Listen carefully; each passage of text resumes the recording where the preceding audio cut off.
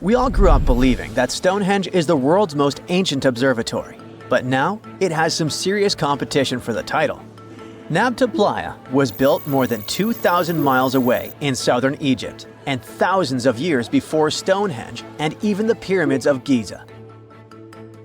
In 1973, a Bedouin guide stumbled upon a strange group of huge stone formations while crossing the Sahara Desert. He led American archaeologist Fred Wendorf to the site, located about 60 miles from the Nile. Wendorf's friend and colleague claims the team found the stones while stopping for a bathroom break in the desert. Either way, what they found changed history. At first, Wendorf thought the stone structures were just natural formations. But then it hit him. This area was once a lake, meaning no natural rocks should even be there. He kept coming back to the site for decades, and by the early 1990s, his team finally uncovered a circle of stones that seemed to line up with the stars in a way no one could explain. After 7 long years of trying to crack the mystery of the site, Wendorf reached out to an expert in archaeoastronomy. They study how ancient people used the stars. One evening, while the expert sat in the cool desert sand staring at the stones, he realized that they formed a pattern radiating outward from a massive burial mound. One by one, as they dug into the sediment, the buried megaliths started lining up like spokes on a wheel. The team had already used radiocarbon dating to test samples from fire hearths and tamarisk wood roofing found inside the stone circle. Nabta Playa had dozens of standing stones, all a few feet tall. Some of them lined up exactly with the sunrise on special days, and others matched up with bright stars in the sky. Inside the big circle, there were 6 special stones that may have been used for rituals or marking important times of the year. Around them, 29 standing stones might have worked like a simple calendar to help people know when it was time for something important, like the summer solstice, the longest day of the year. When the sun rose in just the right spot, it was a sign that the rainy season was coming. The stone circle once aligned with the brightest stars in the northern sky: Arcturus, Sirius, and Alpha Centauri. Some stones even pointed to the constellation Orion. By tracing Arcturus's movement across the sky, they figured out that it matched perfectly with the circle around 4800 BCE. That means it was the oldest astronomical site ever discovered. And the people of Nabta Playa may have been watching the stars thousands of years before telescopes were even invented. It looks like it had a huge meaning for people living and traveling through the desert.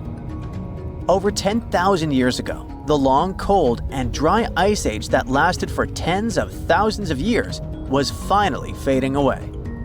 Northern Africa got massive monsoons and rains that filled up seasonal lakes. So, parts of the desert turned into short-lived oases. For the nomadic people who roamed this harsh land, these summer rains were everything. Their entire way of life revolved around cattle. When archaeologists opened the central tomb at Nabta Playa, they dug up cattle bones and even a massive rock carved into the shape of a cow. The people who built it used the stars to guide them and find hidden watering holes like Nabta Playa, which likely held water for about 4 months a year, starting with the summer monsoons.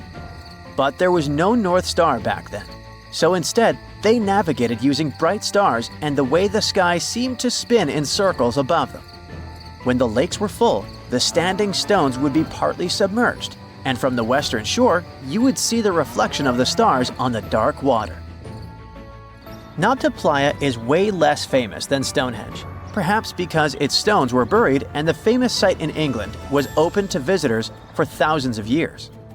Sadly, when Nabta Playa did become famous, some tourists ruined parts of it by moving stones around, which messed up the ancient star alignments. To protect it, the authorities moved everything to a museum where people can see the stones and the carved cow statue without damaging them. The Egyptian observatory isn't the only construction similar to Stonehenge.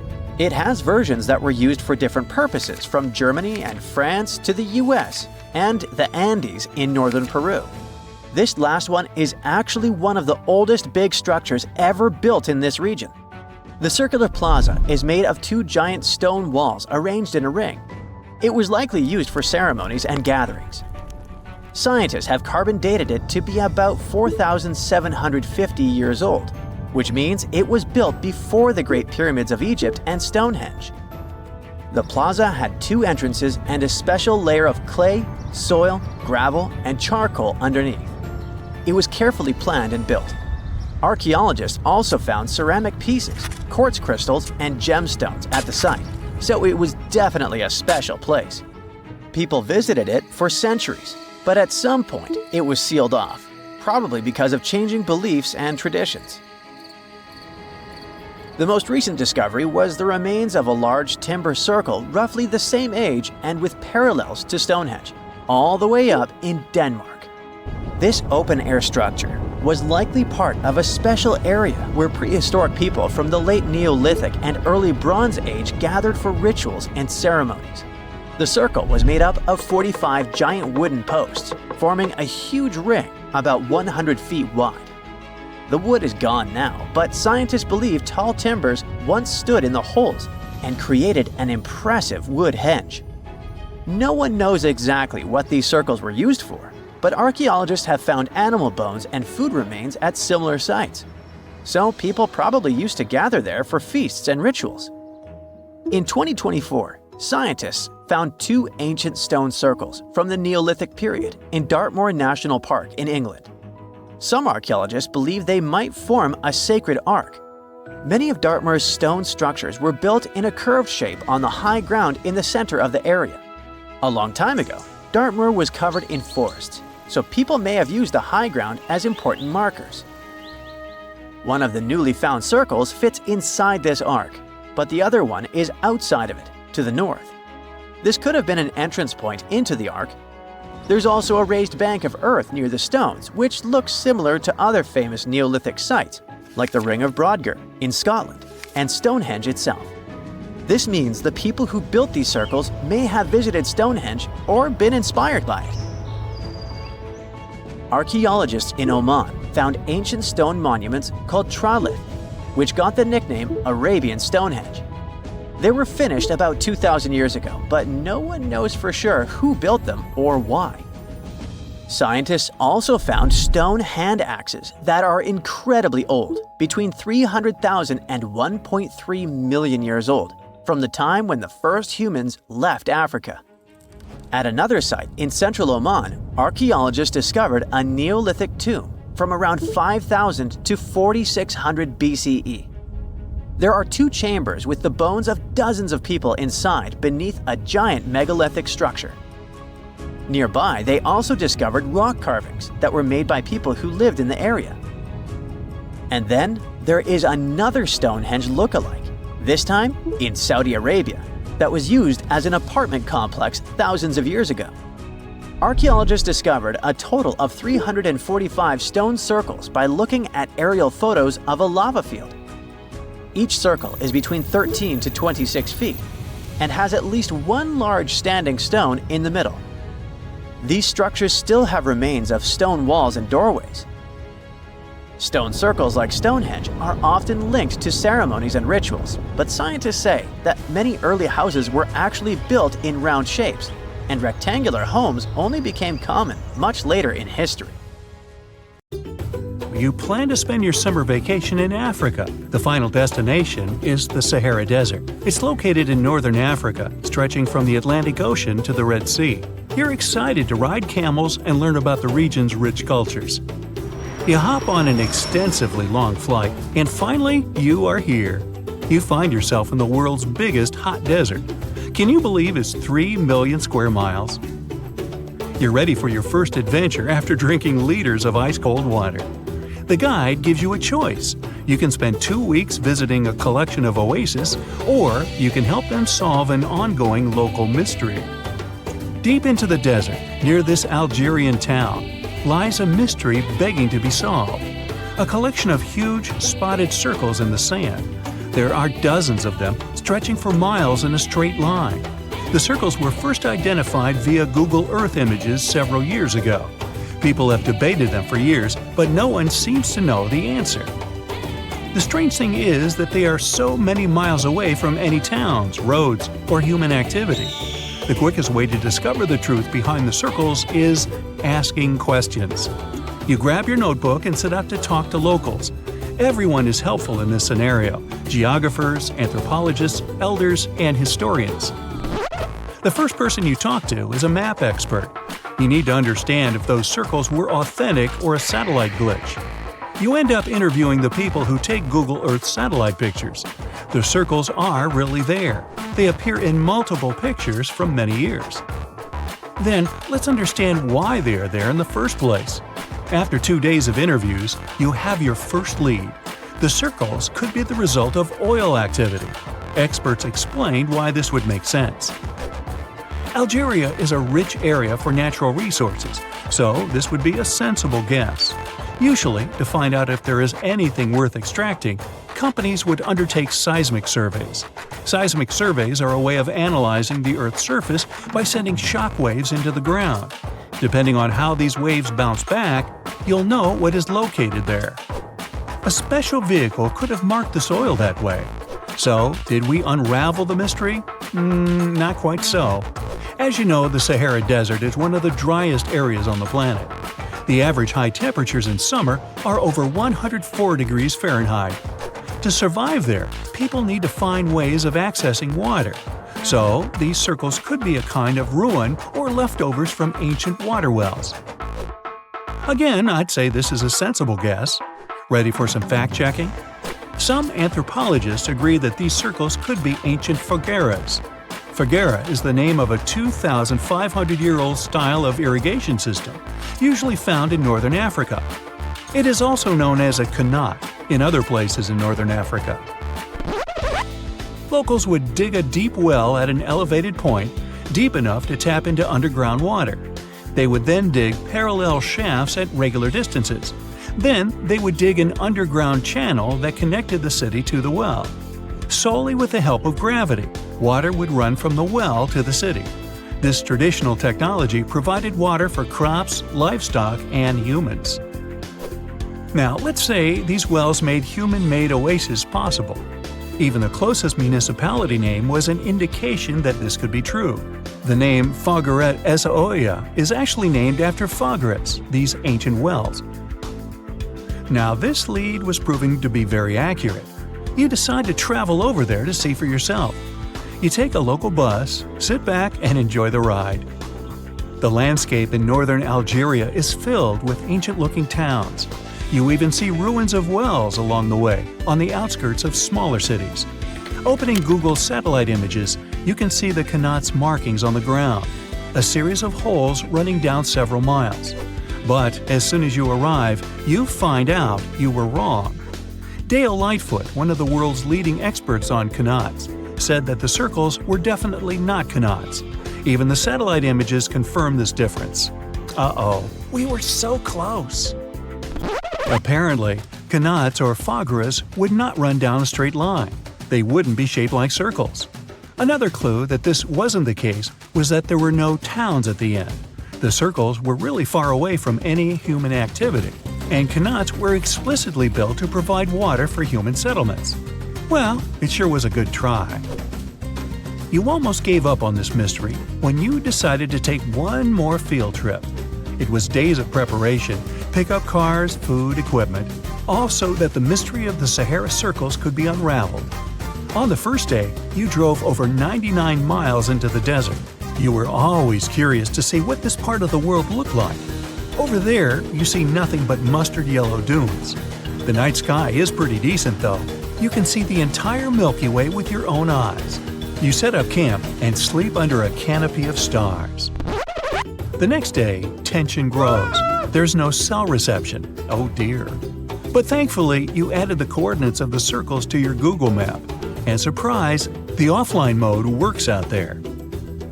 You follow the coordinates, but it leads you astray.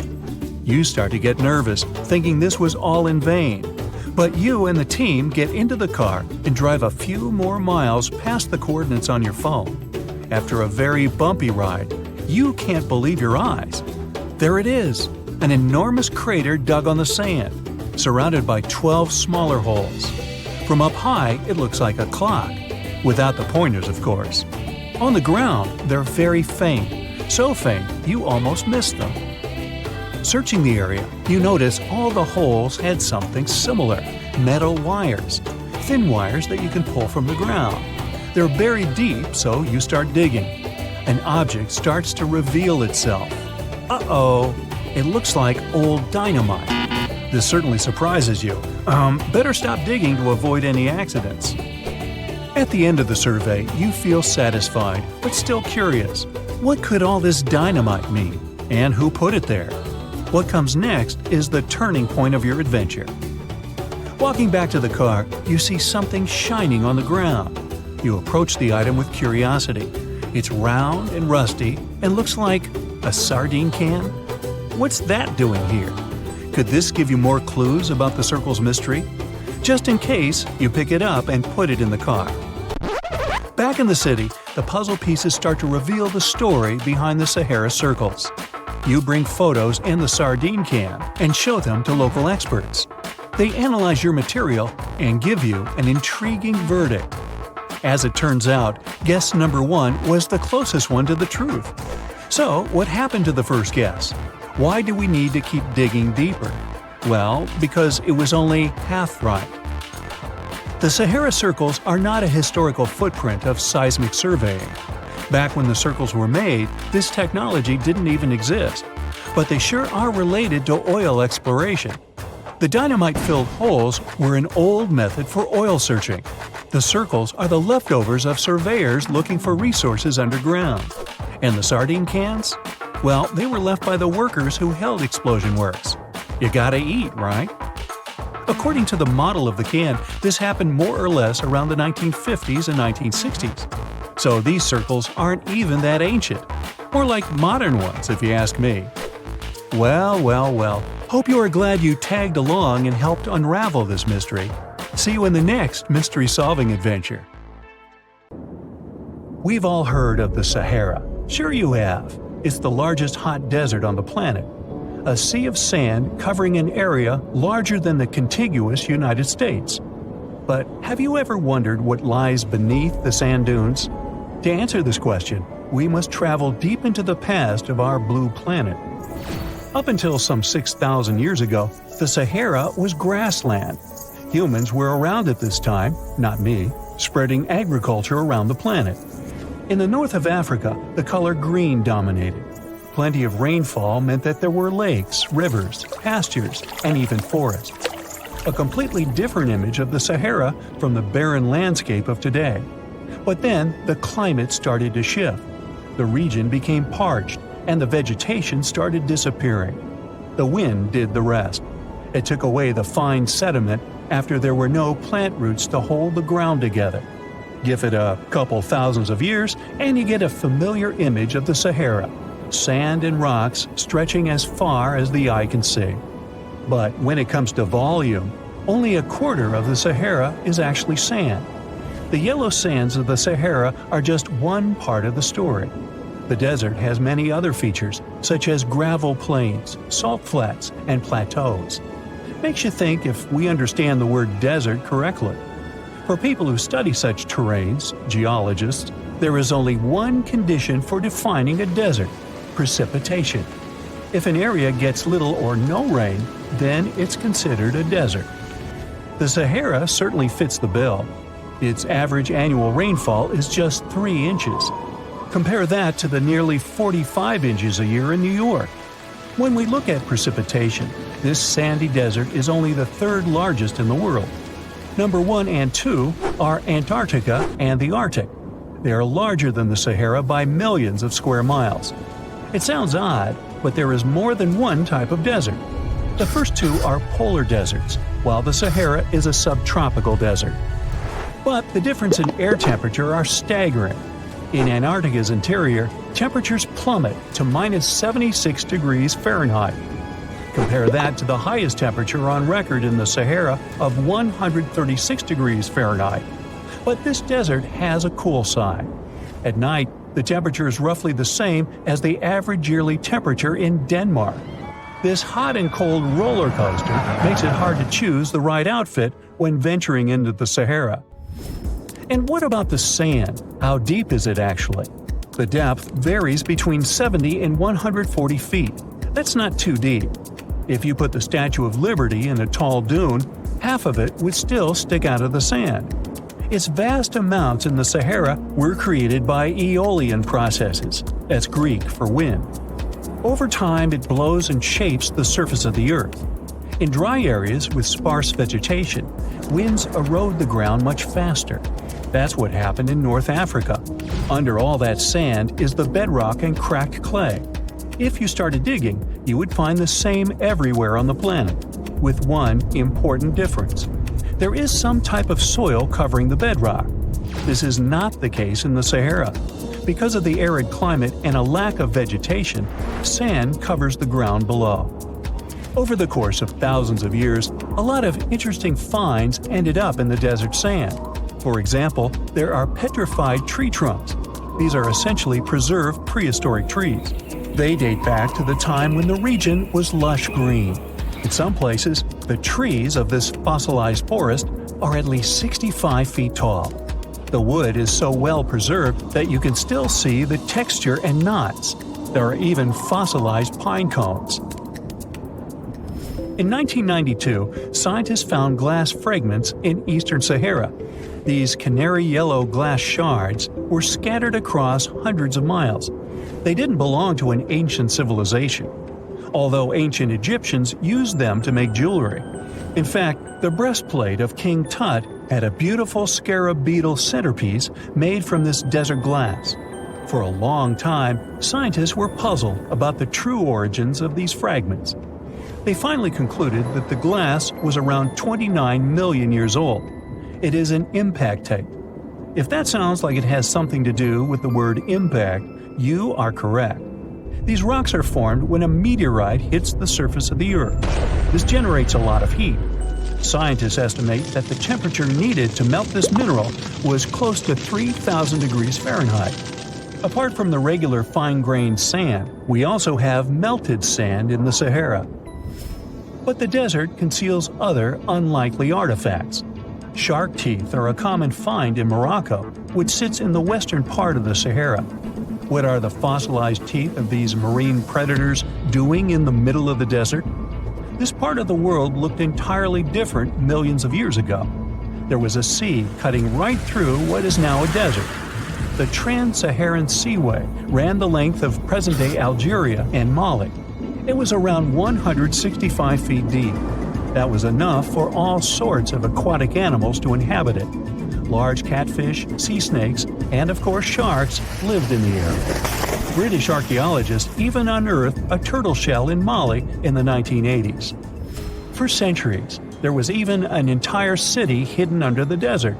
Timgad was a Roman outpost constructed by the Emperor Trajan around the year 100 in the current era. For various reasons, its residents abandoned it around the year 700. The sands of the Sahara soon engulfed the city. It had remained hidden for nearly 1,000 years. Then, in the 1700s, a Scottish explorer started digging out the city. His team first uncovered a sandstone triumphal arch 40 feet high, similar to the ones we can see in Rome and Paris today. An amphitheater soon popped out of the sand, and it was followed by well-preserved statues of Roman emperors. The Scotsman's find was so impressive that no one believed him at first. It took 2 more centuries for archaeologists to fully excavate the city during the 1950s. The site covers a surface as large as 10 polo fields. The ruins reveal the full mastery of Roman city planning. All the streets meet at a right angle in what is known as an orthogonal grid. You can find the same layout in modern cities such as New York. Historians estimate that during its heyday, 10,000 people called Timgad home. Different nationalities lived here, from Romans to people of African descent. Today, more than 2.5 million people live in and around the Sahara. They are spread across 11 countries in total, and their living space is growing. The desert is 10% larger than it was just a century ago. This process doesn't involve sand pouring out of the Sahara. The ecosystems on the edges of the desert simply change over time. The wind blows the soil away and vegetation dwindles. the perfect conditions for the formation of a desert landscape. These changes are happening in the Sahel, a region south of the Sahara Desert. That's why the African countries have recently come together for a project called the Great Green Wall. The primary goal is to stop the desertification of the Sahel and hold back the sands of the Sahara. Their plan is ambitious and involves planting a wall of trees from the west to the east of the African continent.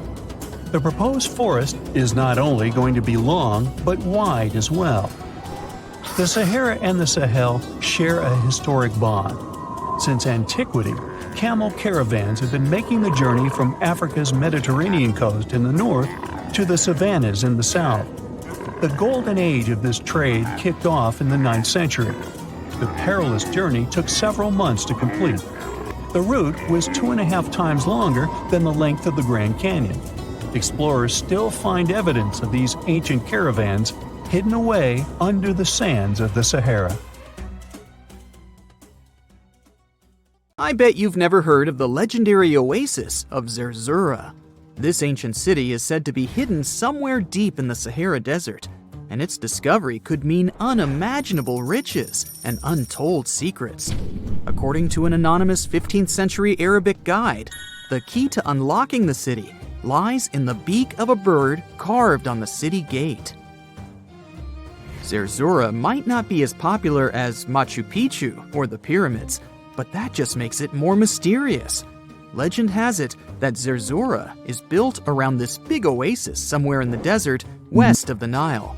Apparently, it's made out of white stone and has all these luxurious houses and gold decorations. The story goes that a scribe wrote down the account of a traveler who stumbled upon Zerzura while looking for his lost camel. At one point in his journey, the man got caught up in a sandstorm, where he got separated from the rest of his group. The traveler kept wandering in the desert for days, and then, out of nowhere, 2 men showed up and guided him to the city of Zerzura. The traveler described this city as an oasis filled with little birds and made out of pure white stonework. The city is also said to be guarded by giants. In 1835, an English Egyptologist named John Gardner Wilkinson mentioned the city in one of his books. He spoke to a man from Egypt who found the city by accident after days of wandering through the desert. He mentioned some ruins, unusual stonework, and a large oasis surrounded by palm trees. The man even gave some instructions on how the city could be found, indicating that it might be in the western desert of Egypt. But here's the kicker. Even though a group of explorers went out to find Zerzura, they didn't succeed. At the same time, they did stumble upon a bunch of previously unknown oases. In the early 1900s, numerous expeditions were sent to find the city, including one with a fleet of Ford Model A trucks. But, alas, none were successful. Others say Zerzura did exist at one point, but not anymore. It's possible it was swallowed by the desert. It's believed that back in the day, the Sahara Desert was actually green. Scientists even found traces of ancient rivers that flowed through the area 100,000 years ago, creating green corridors across the desert. But Zerzura might have never been real to begin with. Maybe it only existed in the minds of people, a figment of their imagination as they were struggling in the African desert. For thousands of years, people have been obsessed with the hunt for another lost city, Atlantis. But if this place really existed, where on Earth, or under the sea, could it be? According to Plato, Atlantis was an actual place, and it was supposedly located somewhere in the Atlantic Ocean, near the Strait of Gibraltar. But how did this mythical city become synonymous with a perfect, paradise-like society? Well, you can thank Ignatius Donnelly for that. The American writer published a book in 1882 where he outlined 13 hypotheses about the existence of Atlantis. Donnelly truly believed that this lost city was where ancient humans lived in peace and joy for centuries. Donnelly even thought that Atlantis was the original source of many ancient civilizations around the world. And if we just followed Plato's clues, we could totally find Atlantis. Sounds like a treasure hunt, right? What inspired Donnelly to go on this quest in the first place, you might ask? Apparently, an amateur archaeologist discovered the city of Troy, using Homer's The Iliad as a guide. Well, if Troy was real, then why not Atlantis? Back in the day, some people believed that America was the legendary Atlantis. Columbus really stirred up some excitement when he brought back news about the New World to Europe. But the real hunt for Atlantis didn't really start until the 20th and 21st centuries. Some people tried to connect the dots between a volcanic eruption on the island of Santorini and the destruction of Minoan settlements. But in 2018, a team of investigators claimed they had nailed it, announcing they had discovered concrete proof that Atlantis had existed. What was their evidence, you ask? A series of mysterious circles in a national park in Spain. But the circles turned out to be nothing more than experimental ponds for studying zooplankton. Let's face it, there's no real evidence that Plato's lost city of Atlantis actually existed. But it doesn't make searching for it any less exciting, does it? The Fountain of Youth isn't a lost city per se, but it is another mythical location that many have claimed to have stumbled upon over the years. Long ago, people were obsessed with the idea of living forever, or at least extending their lives as much as possible. Each culture had its own wild story, like the Greeks talking about a magic fountain that let people live longer, or Alexander the Great finding a river of paradise that could heal the wounded. Japanese legends spoke of hot springs that could make you young again, while the Caribbean locals talked about the restorative powers of the water in one of their own mystical lands. Explorers searched far and wide for these magical waters, but nothing. Probably the most famous of all was the story of the Spanish explorer Juan Ponce de Leon, who thought he'd found it in Florida. Now, Ponce de Leon was quite a character. He sailed with Columbus and became an important figure in the area now known as the Dominican Republic.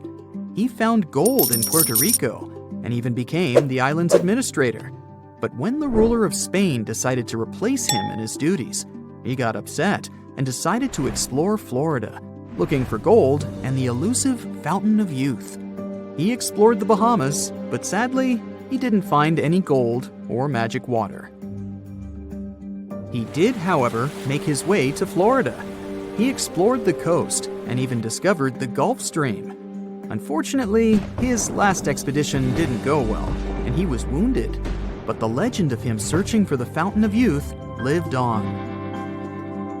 Even though historians don't think he was really looking for the Fountain of Youth, thousands of people visit the Fountain of Youth Archaeological Park every year to try the sulfur-smelling water. It's the oldest attraction in Florida, which has been around since the 17th century. Some say the water has unusual properties, but I'll leave that up to you to decide after you visit this place. Norse mythology has its own mysterious land called Thule. It's said to be somewhere between Scandinavia and Iceland, where the sun barely shines and the cold bites hard.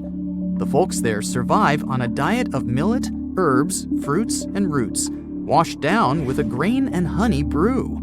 As for its exact location, scholars can't seem to agree on it to this day. The legendary ancient Greek explorer Pytheas was said to be the first to stumble upon Thule during his quest for tin mines. He sailed his way up north, passing by Scotland, and after 6 long days of sailing, he reached Thule. The people there, according to Pytheas, were quite primitive, but that's no surprise since they were just simple farmers living off the land. They showed Pytheas where the sun set on the shortest day of the year. They also told him that in winter, the sun never rose at all, and in summer, there was no night. For many years, historians have been debating the true identity of this mythical land of Thule. Some say it's Iceland, while others claim it's Norway. A little bit of progress has been made recently with the help of a team of researchers. If their findings are correct, Thule might be the elusive island of Smola. That's farther south than any of the Norwegian islands that were on the list of contenders. It may be too soon to celebrate, but it does look like Thule has finally been found. You find yourself in Africa, land of unique wildlife, home to a great variety of cultures and languages, and, first and foremost, host to the world's largest hot desert, the Sahara. It's daytime, and you are thirsty for some water and shade. You've been walking for days, trying to find one of those precious-looking oases. You feel you're near, but the horizon just keeps stretching and stretching. Your mind is tired, and your body is feeling all the heat. It's like you've eaten a full plate of hot pepper and then some more, judging by how much you're sweating. And when I say hot, think 100 degrees Fahrenheit hot, on average. No wonder this is happening. After all, you find yourself in the world's biggest hot desert. Now I say hot desert since the biggest deserted landscapes are actually the cold ones, located in Antarctica and the Arctic. Icy Antarctica's frozen desert is more or less the size of 1 million LAXs. Yep, the Los Angeles International Airport. The Arctic desert is just a bit smaller than that. Now, in case you don't know, the Sahara Desert is located in northern Africa, stretching from the Atlantic Ocean all the way over to the Red Sea. It occupies an area large enough to place approximately 100,000 Disney World theme parks side by side. According to scientists, its boundaries are expanding. Deserts usually form in the subtropics because of what's called Hadley circulation. The air rises at the equator and descends into the subtropics. This circulation of air has a drying effect, which helps the formation of desert landscapes. Since the 1920s, the Sahara is considered to have expanded by over 10%. How is this happening? Well, let's start from the beginning. You probably know the Sahara Desert as one of the most inhospitable places on Earth today. Just FYI, for a place to be considered a desert, it has to receive less than 4 inches of rain per year. Due to the very small precipitation index, deserts are usually dry and arid places. There is little humidity in the air, and daytime temperatures can go as high as 130 degrees Fahrenheit. Usually, there isn't that much animal and plant life because of the lack of water. But in the Sahara's case, it wasn't always like that. It may be difficult to imagine northern Africa without the tons of sand it has today. But about 20,000 years ago, the Sahara was actually one big oasis. Recent discoveries show clear evidence of what the scientists now call the Green Sahara. In the mid-1800s, a German explorer crossing the Sahara encountered some paintings and engravings that nomad artists had left behind. What he saw in those paintings looked nothing like his actual surroundings. Instead of an arid landscape with only camels and desert vegetation, the rock paintings depicted jungle animals like giraffes and hippos. There were even images of livestock and grazing animals such as cattle and sheep, something that seems impossible for modern-day Sahara. Artists usually draw what they see around them, so this finding really intrigued the German explorer. The drawings were so detailed that the artists must have had close contact with those animals. You can find this rock art spread out in the northern part of the African continent, from western Sahara to Saudi Arabia. Geologists soon took a keen interest in this and found the first clues to what this could mean. They have been able to confirm that, in fact, northern Africa was once much wetter.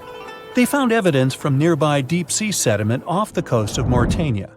Sampled cores of underwater sand and mud, known as Saharan dust flux, show geologists that, indeed, a green Sahara was possible. The more dust is blowing off of the desert and into the bottom of the ocean, the drier the climate in the region. The sediment cores show that there was much less dust, only half as much, coming off northern Africa during the humid period. This period has to do with Earth's natural cycles. Normally, the Earth rotates at a tilt of 23.5 degrees, but this angle is not consistent and changes over time.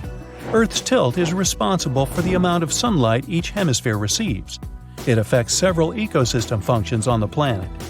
During the time of the Green Sahara, the Earth received between 4 and 8% more sunlight than it does today. So when the Earth tilted about 20,000 years ago, the northern hemisphere received more direct sunlight, which affected humidity levels in the region.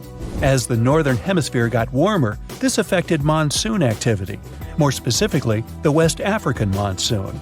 Monsoons are wind systems that affect a region's rainfall index and humidity levels. As a part of the globe gets warmer, it allows for more air to rise. It combines with the wind to draw moisture up into the atmosphere. Little by little, northern Africa also became wetter. The increased moisture made the Sahara so wet that there were actual bodies of water in the region.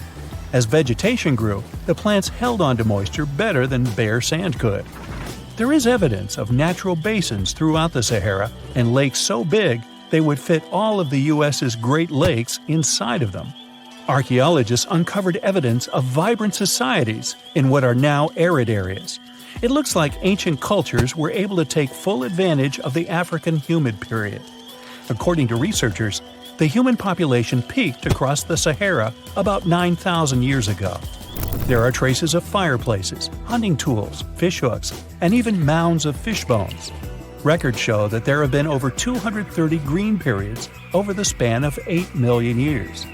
Solar radiation is always changing due to natural orbital cycles. That's why Earth will most certainly see another green Sahara moment.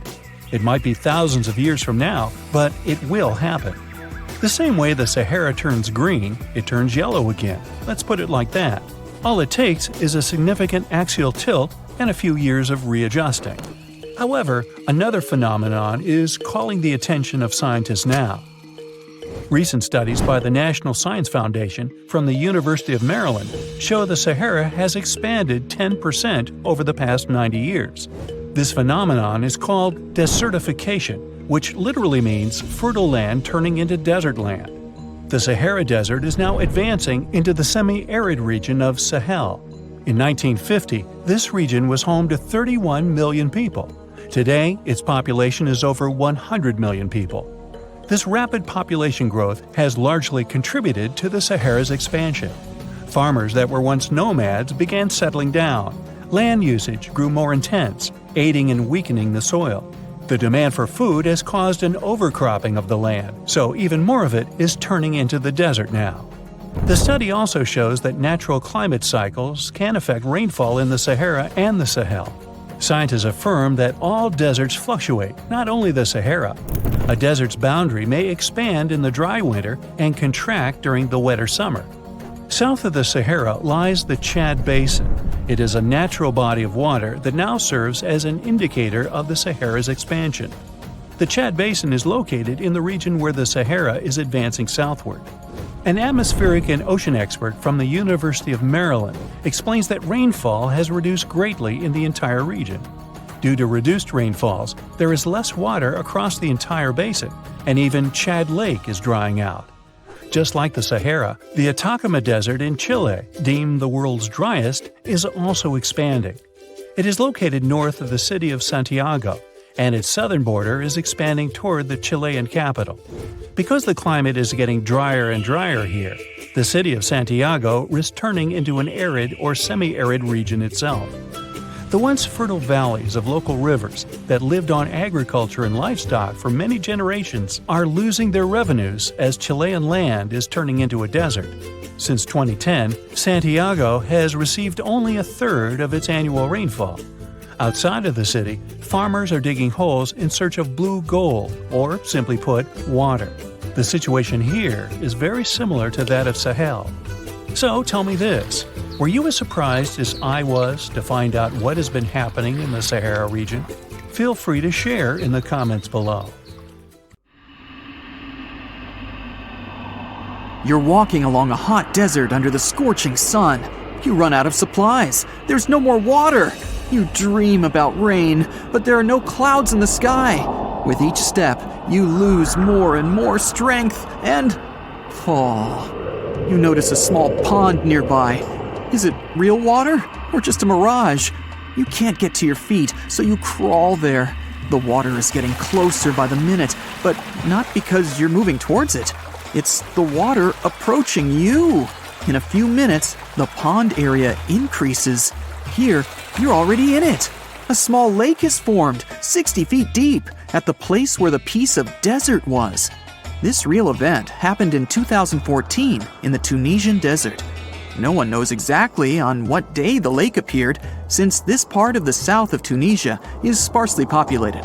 At first, shepherds passing by saw the lake and didn't believe their eyes. In the next few hours, hundreds of locals came running to the place. They began to swim, jumping into the water from the surrounding rocks. But a few days later, something strange happened to the lake. In the beginning, it was a crystal clear turquoise blue color, but then it turned dark green. People didn't attach any importance to this and continued to swim. They shouldn't have done that. The scientists and geologists arrived and immediately announced that it wasn't safe to swim in the lake. Muddy green water means the lake is stagnating. It's not refreshed, it's not fed by underground springs. Now the lake is filled with algae and a lot of harmful bacteria that can cause serious diseases. They also found out that this region of Tunisia is filled with huge deposits of phosphate. This substance can disintegrate and leave radioactive traces. The lake can be carcinogenic, toxic, and hazardous for any living organism. But people didn't worry about this too much. They walk in the middle of the desert, while the sun heats the air to 104 degrees Fahrenheit. Most of them are unlikely to refuse to jump into cool water, despite the warnings of scientists. Until now, no one knows exactly the reason for the appearance of the lake. Some scientists believe the lake was formed because of heavy rains. The lake is surrounded by rocks and is located inside a canyon. The water could just accumulate after each storm. Some geologists think an earthquake was the cause of the lake. A small seismic activity provoked the rupture of the Earth's rock above the water table, and through this hole, all the water splashed out. And if this theory is correct, then the lake can be pulled back underground through cracks. This is the same as when you pull the plug out of a drain hole in a filled bathtub. Any small earthquake is like pulling the plug out. Therefore, if you find yourself in these places, don't swim in this radioactive lake. We're going to the Caribbean Islands region. Among the clear blue sea, you can find a unique lake. It's located on one of the paradisical islands. You may not even notice the lake right away. The entire territory may seem like a huge concrete platform, but the main thing is not to step on its surface. Pitch Lake is a lake filled not with water, but with liquid asphalt. This is the largest asphalt deposit in the world. Steam is coming from all over the lake as it's hot. The depth of this lake is 250 feet. An entire passenger Boeing could fit there in an upright position. The lake is not fully studied, but scientists believe there's a deep fault in the Earth's crust under it. A huge amount of oil seeps through it. It passes through various chemical compounds and turns it into the asphalt. According to rough estimates, there are about 10 million tons of hot material inside this place. Theoretically, no life can exist in such conditions, but scientists have discovered a colony of microbes. Somehow, these creatures have learned to survive here. This also suggests that life outside of our planet may exist. The largest moon of Saturn, Titan, has many hydrocarbon lakes on the surface. And if the simplest forms of life appeared among 1 million tons of molten asphalt here on Earth, then nothing prevents them from appearing on Titan. We're going to Indonesia, to the island of Java. You need to climb a large volcano to see the next phenomenon. The volcano is overgrown with grass and trees, but it doesn't seem to be sleeping. Smoke is pouring out of its mouth. You climb to the top and see a clear lake instead of boiling magma. The blue sky is reflected in its bright turquoise surface. But don't try to jump there. This lake is filled with acid. The magma inside volcanoes comes from the deep bowels of the Earth's crust. The incandescent liquid consists of many molten metals and chemical compounds, and the lake is filled with particles of these metals. In addition, the volcano emits sulfur dioxide gases. When they combine with metals, they form a beautiful turquoise color. You'd better come back here at night. In some places, a lot of sulfur is concentrated. These accumulations come out of the lake and come into contact with the air. When this happens, everything around bursts into bright blue flame.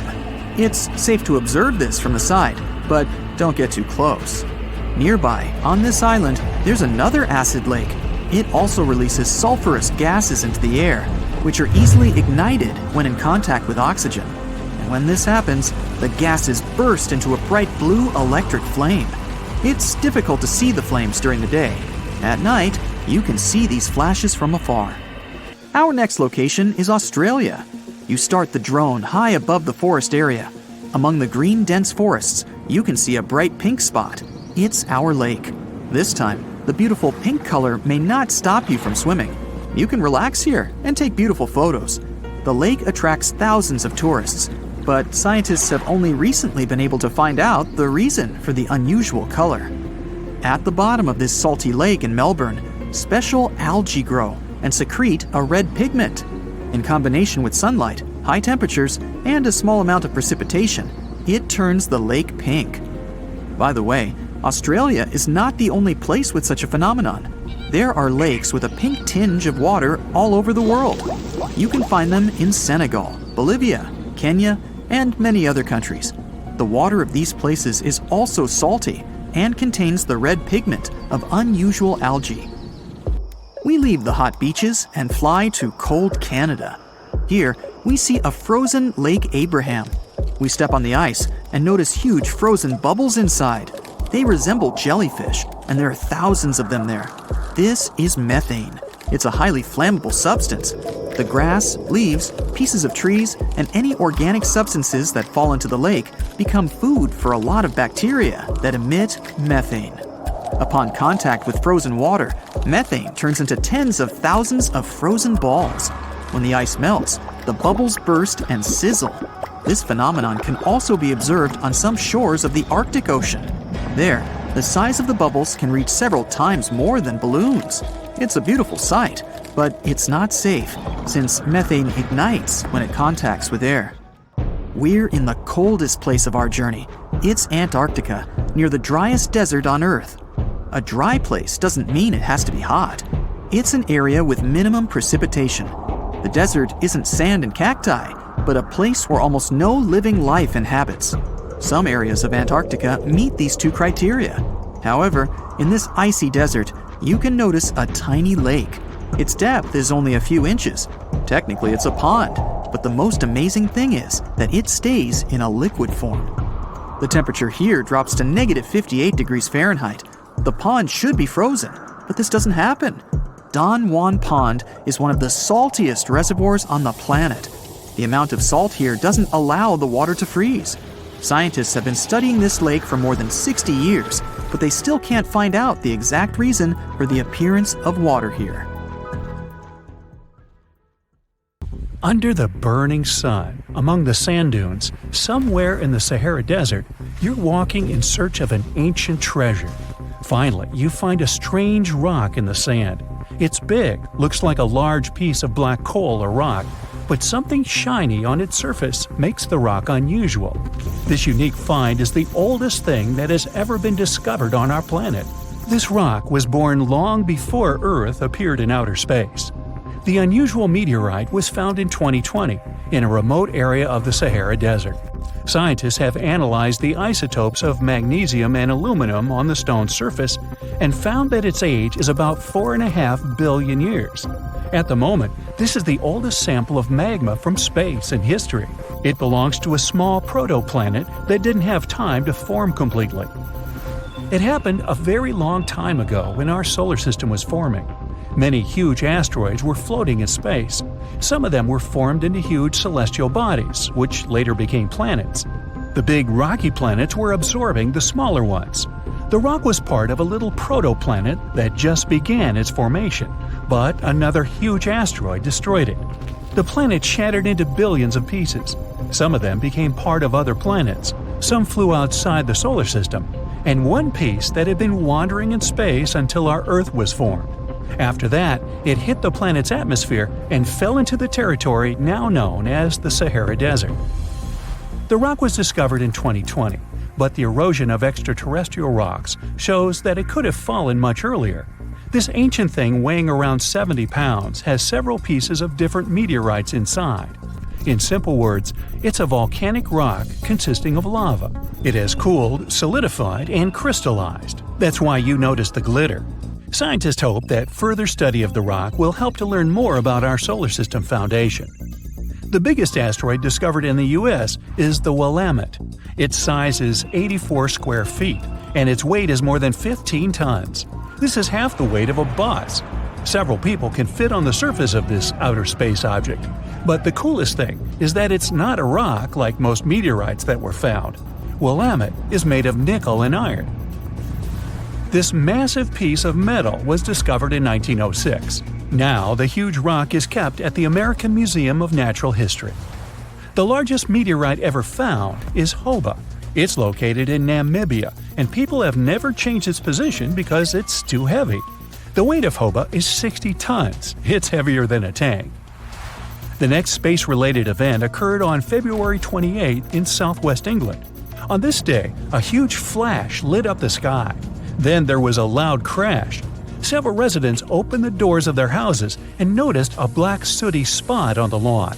They immediately guessed what had happened and reported the discovery to the British Meteorite Observation Network. If you ever find a meteorite, report it to some geological research or space center as soon as possible. The longer a space rock lies on the ground, the faster it loses its value. Rain, dust, snow, wind, scorching sun, all these factors damage the surface of the meteorite. It makes it difficult to study the celestial object. The meteorite found in England looks like coal, but it's way softer and more fragile. It most likely used to contain frozen water. The rock is part of a huge asteroid that plowed through outer space when our solar system hadn't fully formed yet. They found a unique combination of minerals inside the rock. It can help scientists learn more about the origins of the solar system and life on Earth. Now we're heading to Germany, to the small town of Nördlingen. A huge ancient meteorite's hidden here. It's very difficult to notice it unless you know the secret of this town. You're walking along the cozy little streets and looking at the buildings with beautiful architecture. You spend the whole day there and don't find anything that reminds you of a meteorite. To solve the mystery, you need to get out of town. So you climb a high hill and see that the city is located inside a pit. For a long time, locals were sure the house was located in the crater of an extinct volcano.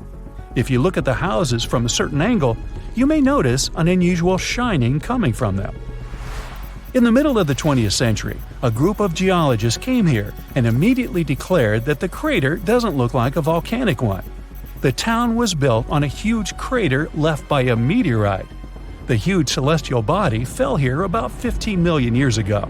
It was so hot that the carbon bubbles inside instantly turned into small diamonds.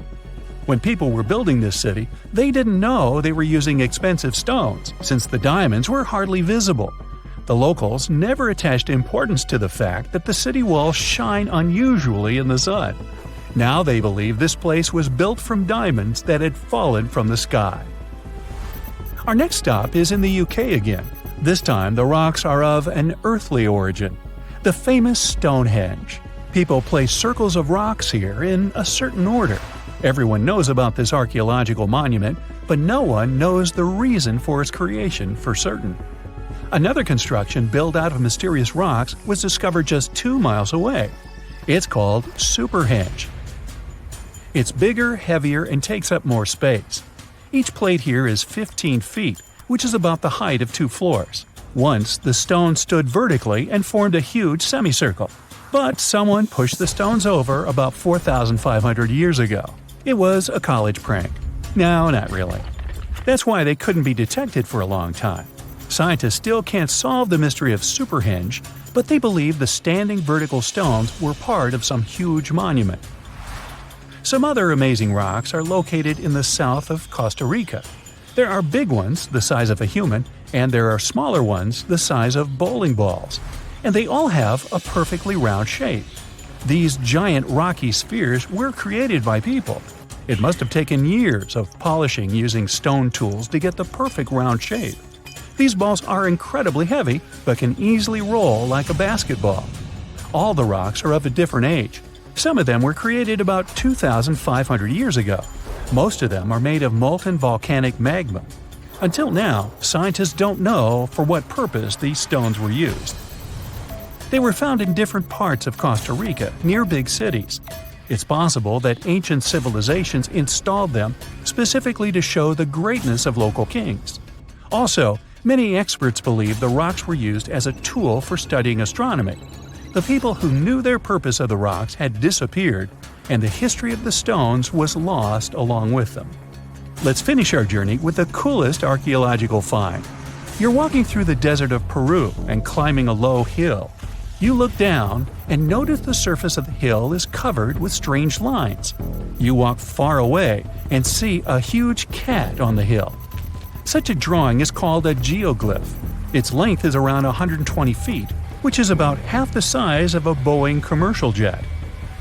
Archaeologists discovered the giant cat in 2020 and found out that it had been created somewhere between 200 and 100 BCE. This huge drawing is part of a mysterious group of different pictures.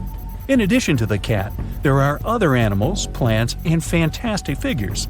All of them were found in the desert of Peru. The kitten was found by chance.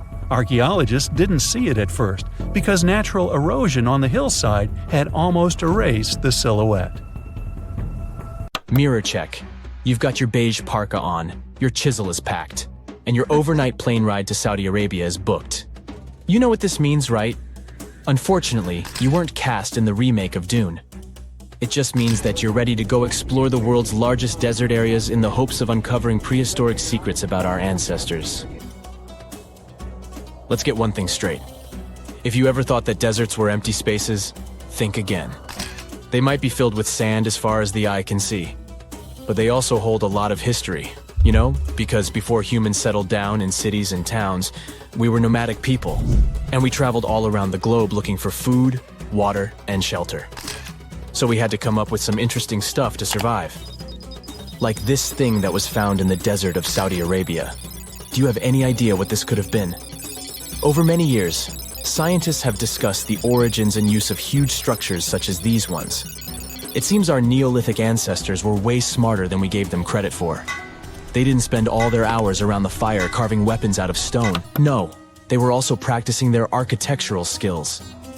These huge stone structures are called desert kites, because if you look at them from a distance, well, they sort of look like kites. Archaeologists have arrived at the consensus that these kites were used to lure animals in. This way, it would make it easier for our ancestors to guarantee their week's food. But that's not all. Take a look at these monolithic structures right here. They show us that our ancestors probably drew on rocks, the blueprint of what they were going to build on the ground. Just like modern-day architects, desert kites could be miles long, so they drew out a plan before actually building them.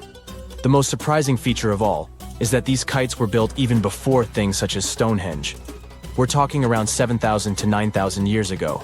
Over the last decade, scientists have been able to identify over 6,000 desert kites spread across the Middle East and West and Central Asia. If you don't think this huge, try building something this large without the help of any drones. It looks like a pretty difficult feat to me. And apparently, Saudi Arabia's desert is filled with more amazing things. Scientists have found mysterious stone structures that are older than the pyramids of Giza in Egypt. So of course, you can't wait to go check that out.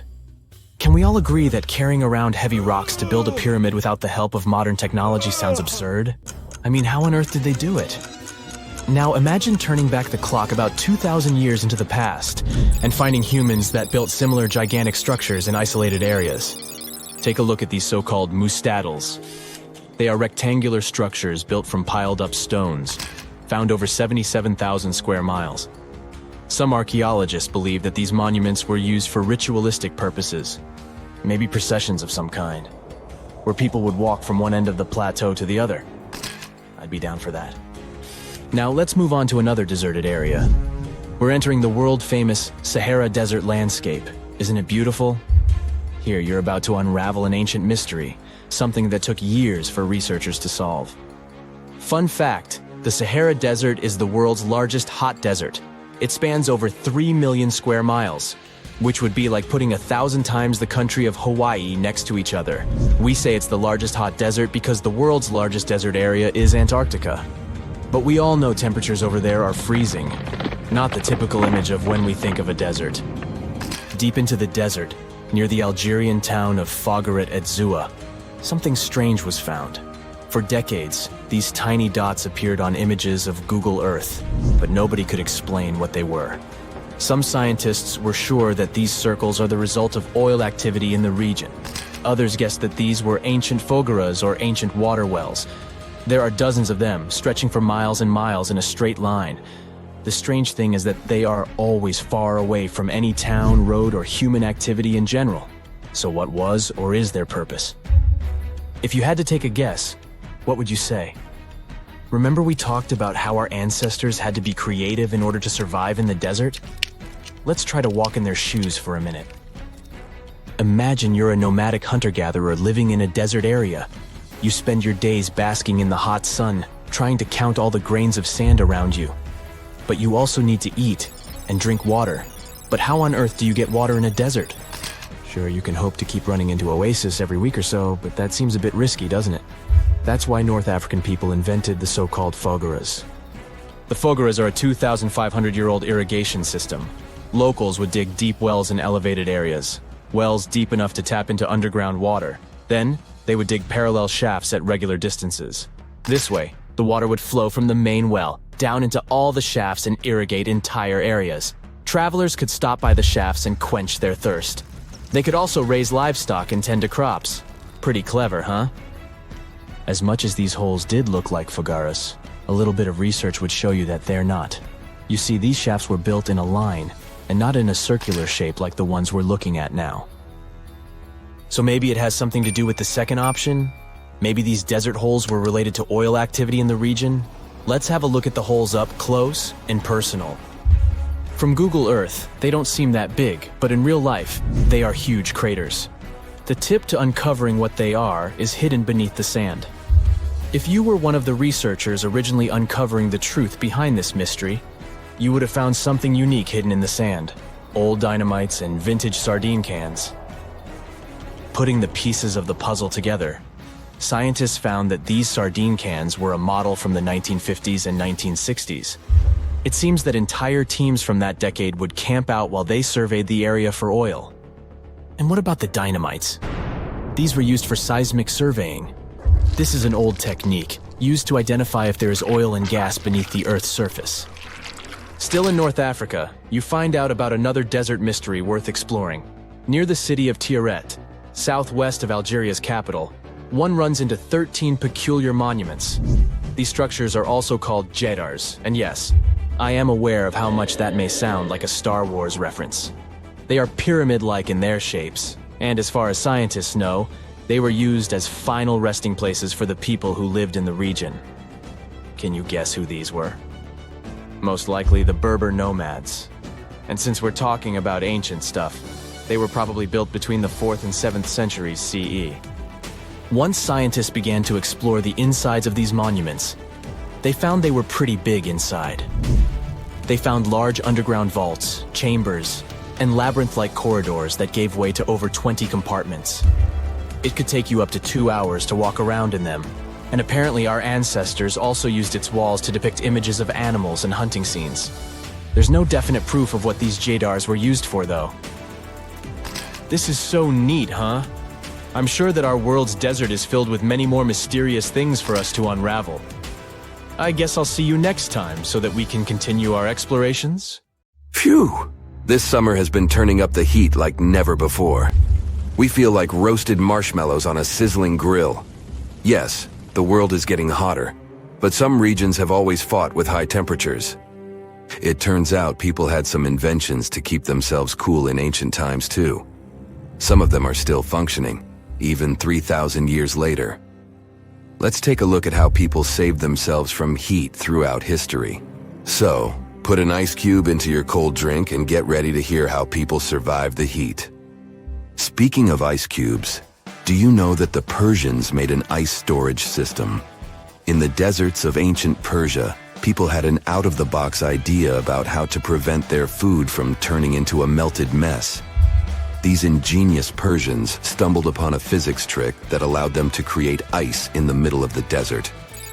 They called these cool structures yakhchals, which basically means ice pits. These ice pits were not your ordinary coolers. They were like secret underground fridges. They looked like dome-shaped mud brick structures on the outside, but inside, it was a whole different world. These ice pits had an evaporation cooler system that worked like magic.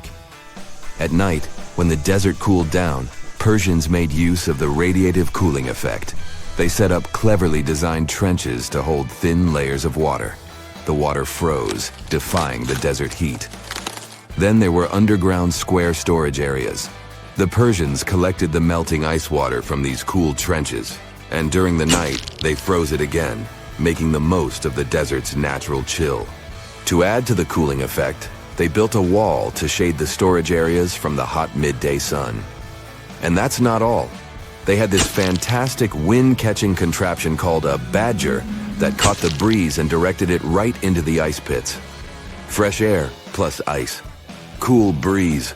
A winning combo. They even had intricate water channels called qanats to bring water to the ice pits and homes all the way from the nearby mountains. As time passed, these yakhchuls faded into history and modern technology took over. But hey, there's good news too. Some awesome folks in Iran are restoring these ancient coolers. So, if you ever find yourself in the desert, don't forget to pay a visit to these marvelous places and witness the genius of the ancient Persians firsthand. Now, I want to focus more on the wind catchers because they don't just help make ice cubes. They actually function as a cooling system as well.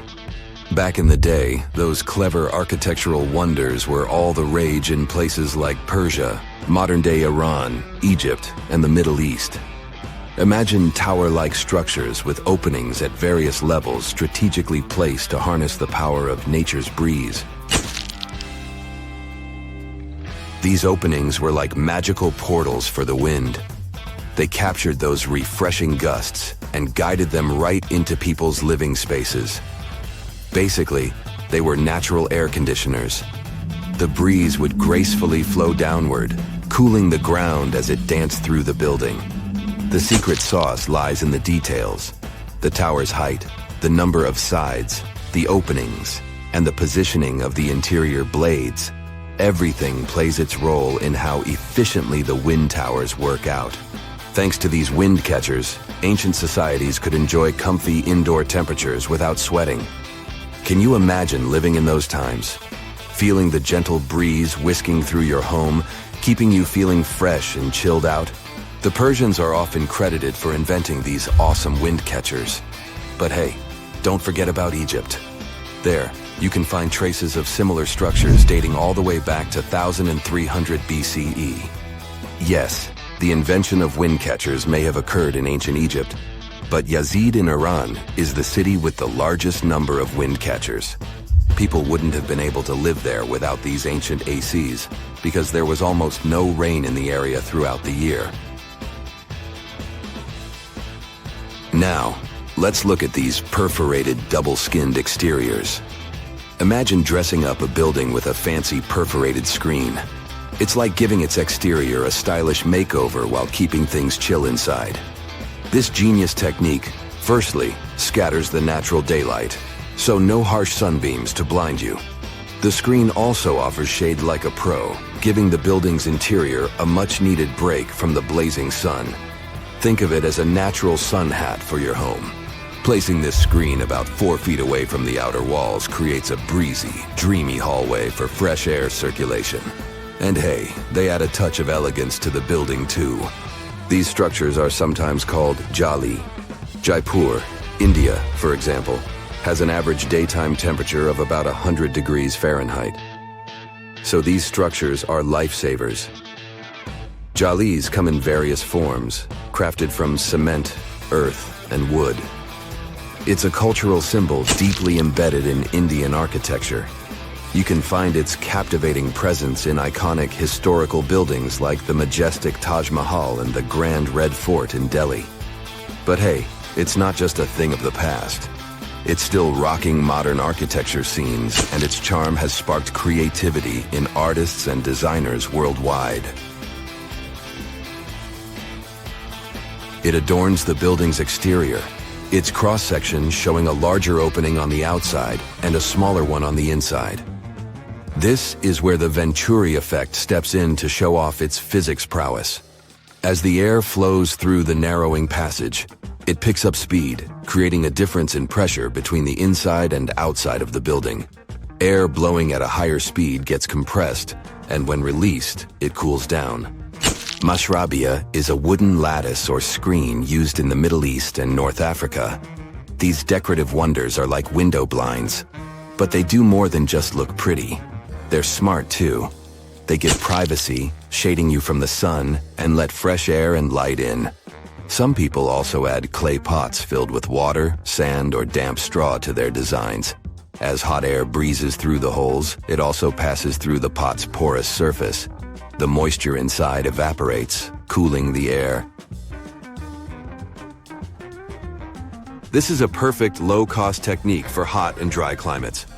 It's eco-friendly, and there's no need for electricity. Now, let's fast forward to today. Designers are getting creative, mixing traditional wisdom with modern tech. At the Al Bahar Towers in Abu Dhabi, they've got it too. Picture over 2,000 hexagonal panels that dance with the sun's movement, providing shade to the building's interior. Water evaporation was another secret weapon for ancient people. Simple, yet super effective. Plus, ancient Egyptians hung wet mats and curtains in doorways. When the air passed through them, it cooled down, providing a relief from the scorching sun. Ancient architects were the masters of maximizing airflow. They knew how to cross-ventilate and let hot air escape while inviting cooler air to the party. Speaking of ancient Rome, bathhouses were the place to be back then. It was like a community hub. People gathered to chat about politics, play sports, and, of course, take a relaxing dip. The frigidarium was the cool spot in Roman baths. After a steamy soak in the caldarium, Romans dashed to this giant pool to chill out. Then in some places, like Cappadocia in Turkey, people went underground to hide from the heat. They carved cozy dwellings in volcanic rock, harnessing the Earth's natural cooling powers. So the lesson here is simple. Architects and designers can create wonders by combining local traditions with smart tech. California's Death Valley boasts the highest officially registered temperature to date, with 134 degrees Fahrenheit in 1913. Meanwhile, Africa's sweltering record stands at 131 degrees Fahrenheit in Kebili, Tunisia, as noted in 1931. In Europe, the highest temperature ever documented reached almost 120 degrees Fahrenheit in Sicily in August 2021. Then, in 2022, the UK had the hottest summer of all time. In November 1922, a boy walked through the desert mountains of Egypt and discovered some ancient steps carved into the rock. Subsequently, this find became one of the world's largest and most significant archaeological discoveries. This step was part of Tutankhamun's untouched tomb. Archaeologists found about 5,000 ancient objects, including jewelry, fabrics, painted vases, and funeral masks. You've probably seen one of them. It has become one of the most recognizable attributes of ancient Egypt. More than 100 years have passed since then, and now humanity has finally become close to another large-scale discovery, the tomb of Cleopatra. This queen was the last active ruler of the Ptolemaic Kingdom of Egypt, who sat on the throne from 51 to 30 BCE. There are many ancient records about Cleopatra, her reign, and her unusual personality, but until now, no one has discovered the secrets about her passing away in the burial place. So, one archaeologist, Dr. Kathleen Martinez, has been studying ancient records and temples around Alexandria for decades, and concluded that the tomb of the queen should be located under the ancient city of Taposiris Magna, founded in 280 BCE. It was a big city on the northern coast of Egypt, where tens of thousands of people were engaged in trade and industry.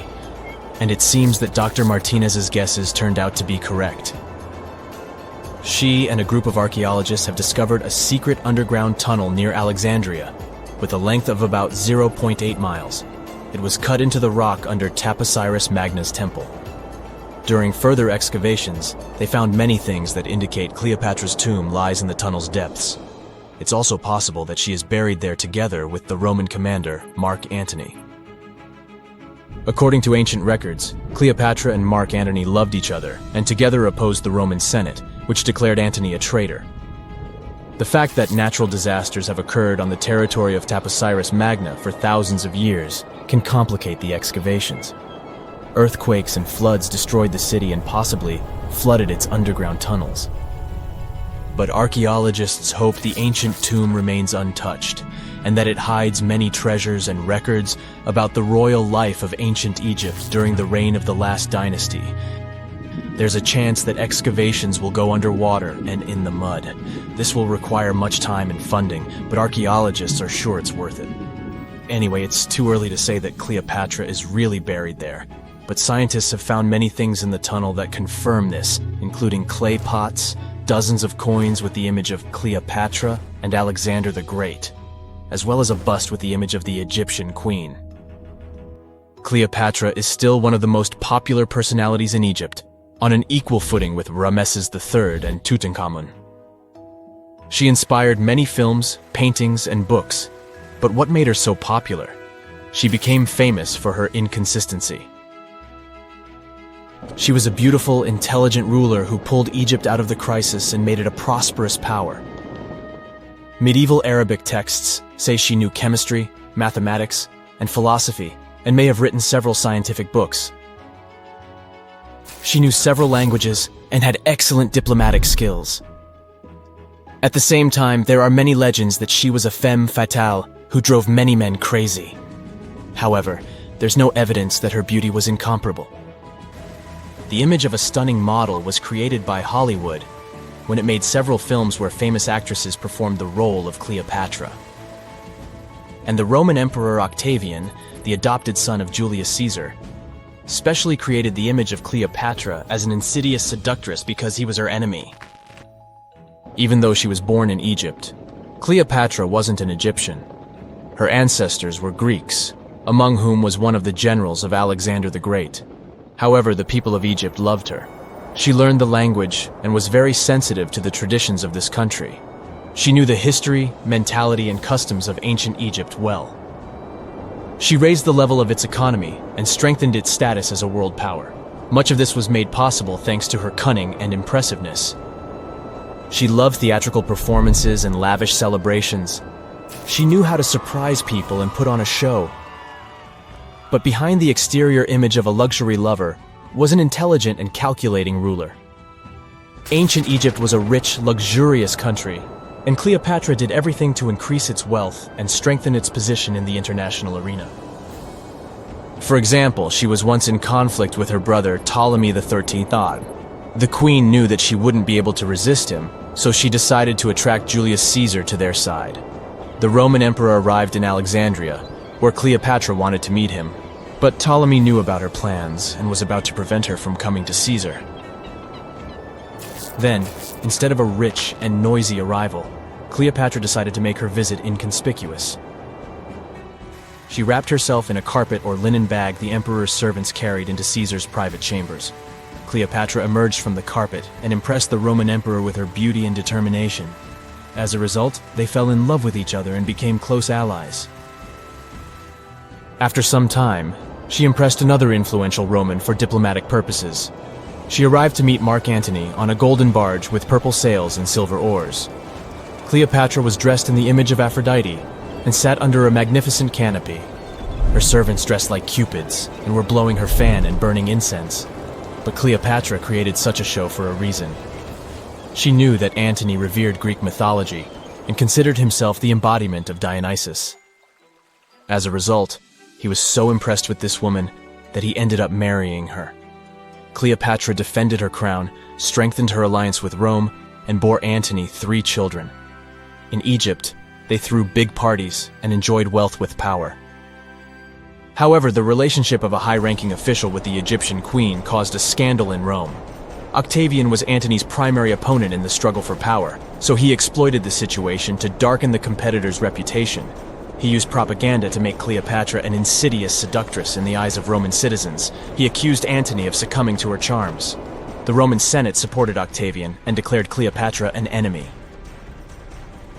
In 33 BCE, this conflict reached a high point when Antony's navy clashed with Octavian's fleet. The latter won and forced his enemy to flee to Egypt with Cleopatra. According to some records, they took refuge near Alexandria. Pursued by the Romans, they hid in one of Cleopatra's palaces and met their end. Some legends say that Cleopatra was an expert in poisons. She provoked a venomous snake, a viper or an Egyptian cobra, to bite her. Also, according to another legend, she pricked herself with a poisonous needle. There's a theory that Cleopatra always carried an ampule with poison inside her hairbrush. And when she was cornered, she soaked the needle with this poison and pricked herself. None of this can be said for sure. Scientists are still trying to find out the truth. Perhaps when they reach Cleopatra's tomb, the world will get more answers about her tragic fate. She is considered the last ruler of Egypt. After her passing, Octavian plundered her palaces and temples and returned to Rome, where he became the main emperor. He successfully ruled the country and expanded its borders. His reign ended when he turned 75. World history would have looked different if Cleopatra and Mark Antony hadn't lost that naval battle. By the way, did you know that more time has passed between Cleopatra's reign and Neil Armstrong's flight to the moon than between the reign of the Egyptian queen and the construction of the Great Pyramid of Giza? Armstrong took a step on the Earth satellite in 1969, 38 years after the birth of Cleopatra. And the construction of the pyramid took place in 2560 BCE. Imagine how long the history of ancient Egypt is. Cleopatra is closer to us in time than to the pyramids. Ah, the desert welcomes you with challenging conditions of abandoned environments and extreme temperatures. Hey, some of us would prefer dessert, chocolate, over sand and rocks. Oh well, just like cactuses and camels, buildings have had to adapt to these conditions. Here are some examples of astonishing structures in deserts. These structures are called earthships. They're located in a New Mexico desert town. A large community of like-minded people lives in them. What's even more interesting is that the location of these buildings is registered as dumpsters. Maybe it's because all these structures are made out of old tires, bottles, and cans. Earthships operate using green building principles. About 40% of a typical earthship is built with natural or recycled materials. Imagine the walls made up of hundreds of used tires packed with dirt. Then there are layers of floor-to-ceiling passive solar windows. They gather the sunlight during winter and reflect it in the summer to keep the structures at a reasonable room temperature. You can see plants in corridors and glass bottles or aluminum cans stuffed inside walls. Certainly a distinct house in many ways. Mike Reynolds is an architect who noticed the alarming waste and consumption levels in the 1970s. He designed a fully sustainable home out of cans back then. Almost 40 years later, he becomes the one who brings together all the other earthshippers. Reynolds drove a Mercedes, but it ran off of the vegetable oil he picked up at fast food restaurants in town. A standard 2-bedroom, 2-bathroom earthship costs about $250,000 in this town. Yet there are earthships like Dobson House that can cost as much as $1.5 million. If you do it yourself, with family and friends, you can eliminate the cost of labor, and it becomes relatively less expensive. Let's assume you're really going to build one. Where can it be? Well, anywhere. Earthships currently fit in the cold, dry air of Canada, as well as the hot and humid climate of Haiti. This is the Mirage Mirror House. It's an installation set in the Southern California desert. Mirage opened in 2017 as part of a contemporary art exhibition. It's composed of mirrors. This minimalistic structure blends with the environment around it. The doors, windows, and openings have been removed to create an amazing experience. What you have in the landscape is reflected back to you. How's it made? With mirrored surfaces. At night, the distant lights refract from the mirrors. In the daytime, the sky is transformed into banks of clouds. There's no fixed scenery in this house. How about seeing a futuristic structure in the deep desert? Architects designed a concept home that pairs perfectly with Elon Musk's Cybertruck. The house has a post-apocalyptic theme. I mean, when I say post-apocalyptic, it's because I can't say it. Anyway, the house is designed to survive in a disaster scenario. The cyber house has steel gates, the windows are armored, and the exterior walls are made out of super strong material. Modern house is controlled by an autonomous geothermal heat pump. To put it in less sci-fi terms, you can keep the internal temperature steady. This sleek house has an entrance that can fit the Cybertruck. After all, it's inspired by it in the first place. Plus, the Cybertruck can be lifted to the second floor to be more secure. This is King Abdullah Petroleum Studies and Research Center in Saudi Arabia. Basically, it's a laboratory in a desert. It was designed to demand minimum energy. The architecture has patterns on the walls and ceilings, giving reference to the local tradition of geometric form. The next stop is Swartberg House in South Africa. This one is located near the Swartberg Mountains, but don't get too excited. It's on the edge of the Great Karoo Desert. It's a 4-bedroom apartment. It has a special temperature regulating system. The system works like a shield from the heat in the summer and as a sun trap in the winter. You're looking at the Grand Mosque of Djenné in Mali. This mosque is 52 feet tall. This is impressive because it's made of only sticks and a special mix of mud and other natural elements found in the desert. Petra is an ancient city hidden in the Jordan Desert. The structures are carved directly into red, white, and pink-colored sandstone cliff faces. It's located among the canyons and mountains near the desert. The place was a trade center many years ago. You might already see pictures of the impressive facade of the treasury. This structure still holds many mysteries in it. For starters, scientists can't explain how the Nabateans managed to create such a structure thousands of years ago.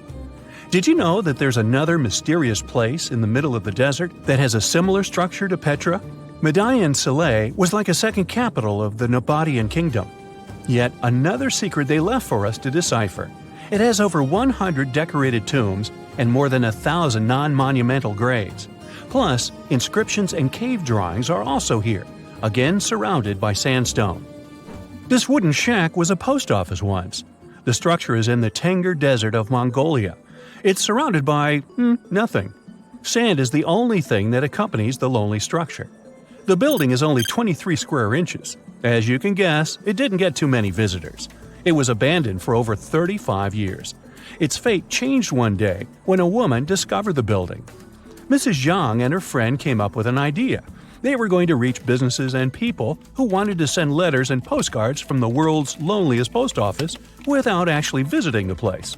It worked. The post office rarely gets visitors in place, but it's busy online. Over 20,000 letters and postcards were sent from the Desert Post Office in December 2021 alone. The place is about 6 miles off the nearest road. A post truck picks the letters up and hits the road for delivery. Eventually, they are shipped all over the world. A second destination in Saudi Arabia is King Abdulaziz Center for World Culture. The building has an interesting design. It took nearly a decade to build this complex structure. It's a 321-foot-tall tower which stands out with its look. Stone Matters Pavilion is a stone structure in Palestine. The structure spans a surface area of 93 square inches. It has been built entirely out of 300 interlocking stones that mutually support each other. The concave roofs, and yes, they look like giant bowls, are designed that way to collect rainwater. The structure is in Iran. Interestingly, in Iran, the evaporation rate is 3 times faster than the world average, so this bowl-like design comes in very handy. It captures the water in a way that the water can form a single mass as a whole before it evaporates. The outer shell of the roof system collects rainwater, but it also works as an additional shading. It makes air move freely, designed like a cooling mechanism for both roofs. Eco Lodge in Egypt is the next stop. The project is built in a place that overlooks the desert and is constructed using locally available materials like sun-fired bricks and palm wood. The building is an example of traditional architecture. There's a water basin that lets in the air to keep the interior cool. A worthy mention is the CID Interpretation Center in Chile. Chile's Atacama Desert is among the top tourist destinations in the country. To help the tourists, Architects designed a visitor center as part of the infrastructure for the wind farm. Here, the cold winter months don't freeze people because the large windows make the most of solar heating. What's even more interesting is that the building is designed to go completely dark at night. Imagine you somehow bumped into the building by accident. Black Desert House is a building respecting the stars. At night, this house goes completely dark. It dissolves into the night, so the stars can appear more prominent. Now, any mysterious desert buildings you know that aren't on this list? Let us know in the comments.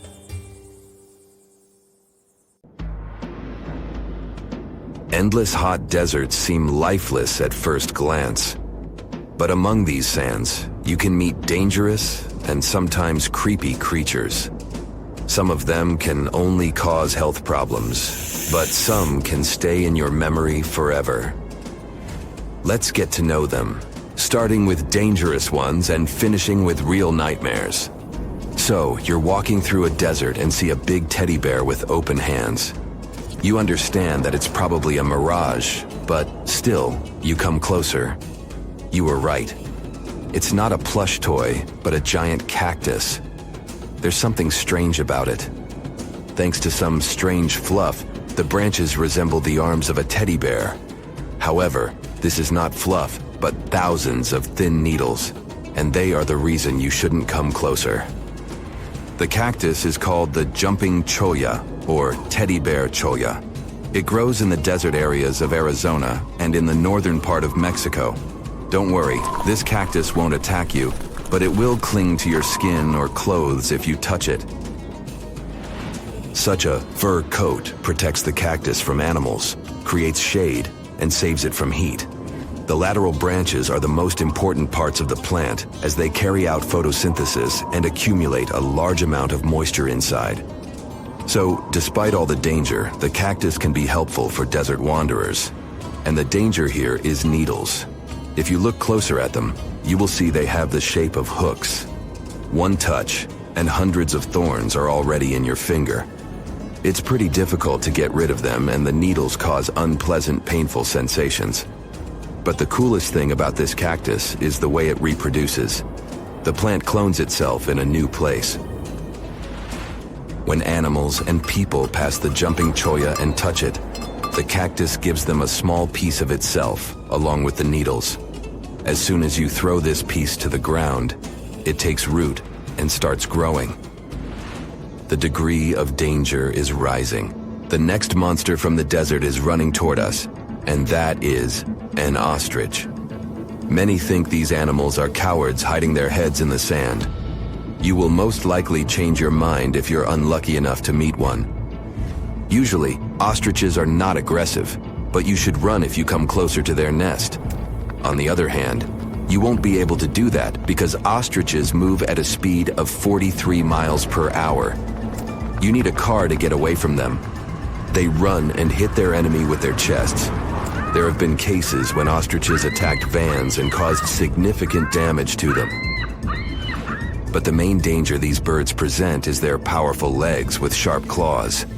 They can deliver strong blows with them and even beat a prone opponent. So yes, if you see an ostrich in the distance, go the other way. This small spotted lizard lives underground almost all the time in the arid deserts of the southwestern US and northwestern Mexico. Sometimes, it goes outside to find lunch. It only seems cute, but in fact, it's a dangerous Gila monster. Its thick skin protects the reptile from hawks, coyotes, and other predators. But its main protection is its venom. Snakes and spiders inject their toxins using long, needle-like fangs. The Gila monster clamps down and chews the prey to spread the venom. And when it bites a person, it can keep its jaws closed for a long time. Getting rid of the animal is a tricky feat. People who have experienced the effects of the venom say it feels as if hot magma passes through the veins. Despite this, the lizard turned out to be useful for science. Doctors used its venom to create medicines for diabetes and obesity. The time has come. Now you're about to meet one of the creepiest creatures living in the desert. Be quiet and listen to the silence. Stand still. There's no one around. Suddenly, you hear some hissing coming from below. You lower your head and see it. A big yellow spider the size of a human palm with strong jaws and long legs hides in the shadow of your body. In horror, you run away from this monster, but it goes after you. It isn't easy to do it in this situation, but try to calm down. The creature isn't interested in you. It wants only your shadow to hide from the scorching sun. Anyway, it's better not to touch it. The powerful jaws of the camel spider can cause unpleasant sensations, to put it mildly. And, by the way, this creature isn't really a spider. Yeah, it belongs to the class of arachnids, but it's a separate species, Sulpagid. It likes to bite. It's fearless and pretty aggressive. The spider preys on insects, lizards, rodents, and small birds. It can also move at a speed of 10 miles per hour. For their small size, this is very fast. You need to be a professional athlete to run away from it. Most often, you can find camel spiders in the deserts of the Middle East, but they also live in Mexico and the southwestern US. These runners are nocturnal and try to avoid the sun during the day, so they are always hunting your shadow. By the way, they got their name because they often hide in the shadows of camels. You won't hide from them during the day, but they will also want to come after you at night, especially if you make a fire. Sulpugids always run to the light in the hope of eating something. Some species of these spiders make a hissing sound to scare their enemies away. Now, let's calm down for a second and leave the hot desert. We're going into the humid tropics of Tanzania. Under tree bark, fallen leaves, and in dark caves, you can meet one of the most terrifying creatures on Earth, a tailless whip scorpion. Imagine a big scorpion without a tail, with a flat body that looks like it has been pressed by something. It's similar to spiders, but has no venom glands and can't spin a web. This monster is silent and fast, but the scariest thing is its 2 front claws, twice as long as the creature itself. Any prey it catches will never escape. Life in a dark cave has spoiled its eyesight, so the whip scorpion tries to avoid sunlight. During molting, it climbs up to the ceiling and slowly comes out of its old skin. Imagine directing your flashlight there and seeing small cocoons out of which pale spiders with excessively long legs crawl. If you really meet it, be calm and slowly go away as far as possible. Be careful.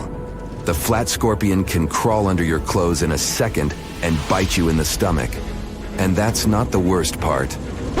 Okay, this is a joke.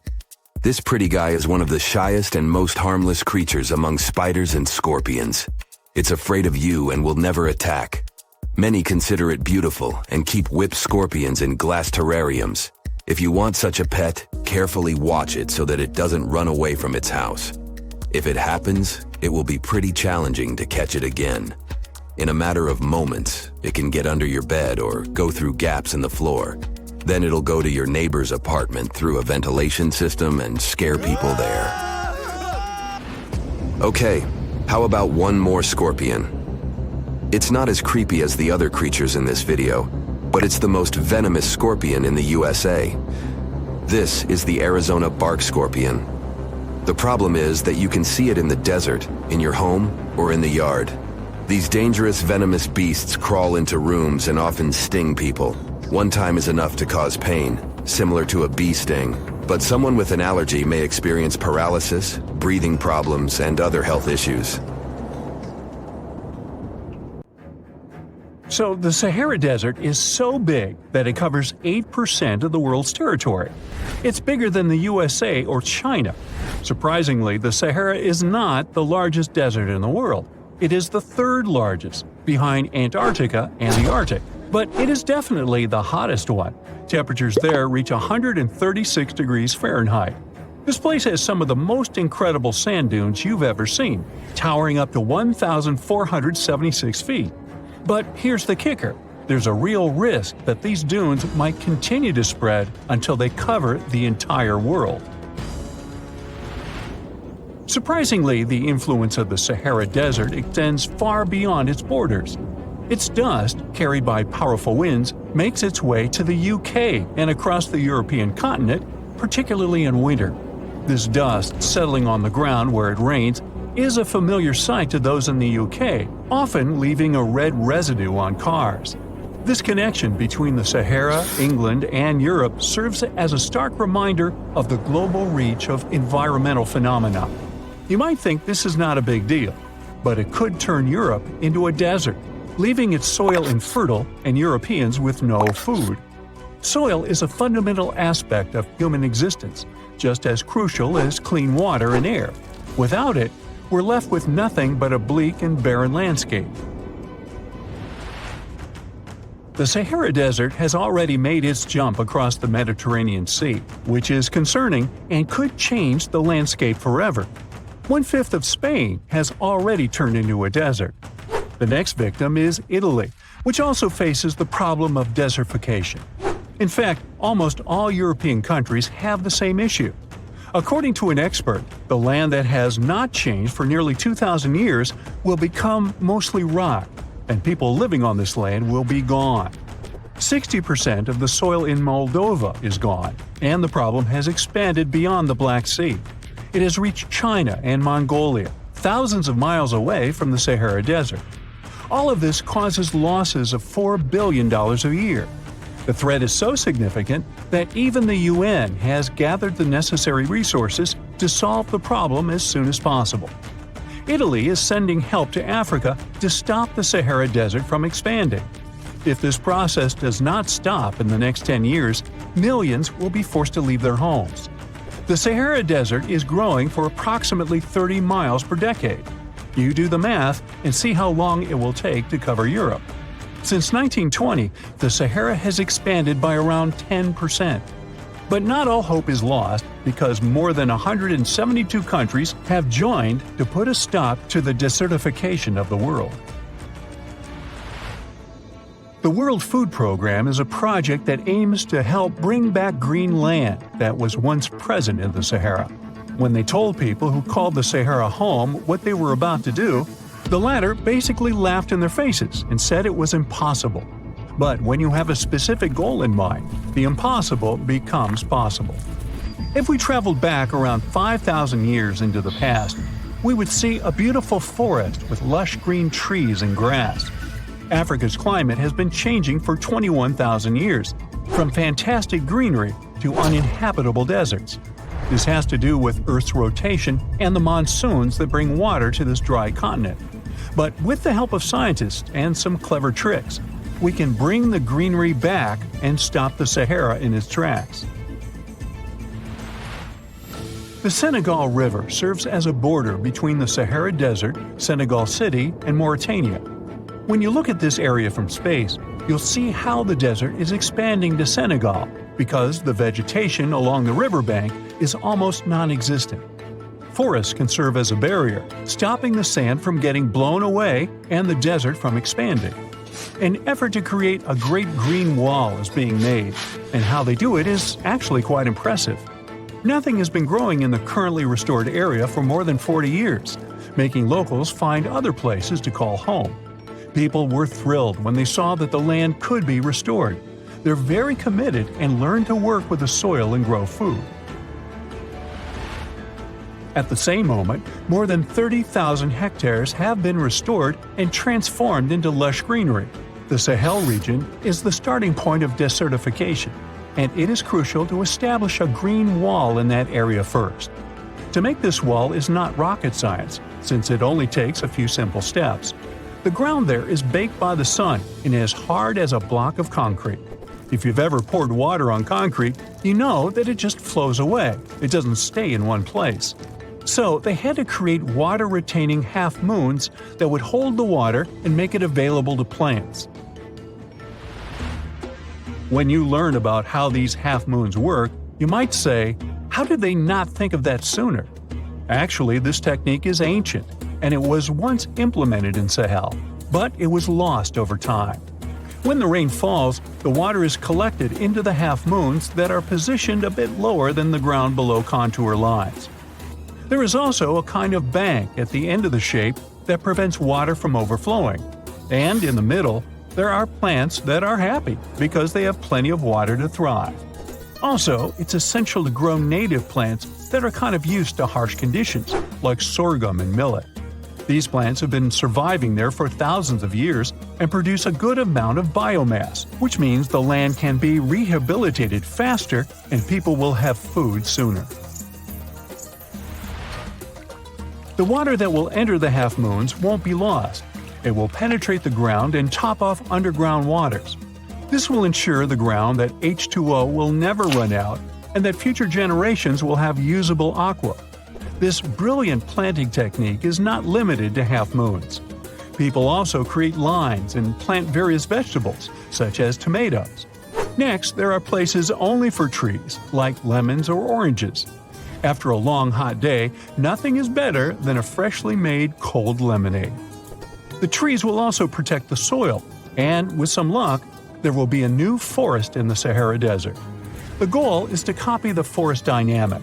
Start with small plants and gradually expand to bigger plants that are more useful than the tiny ones.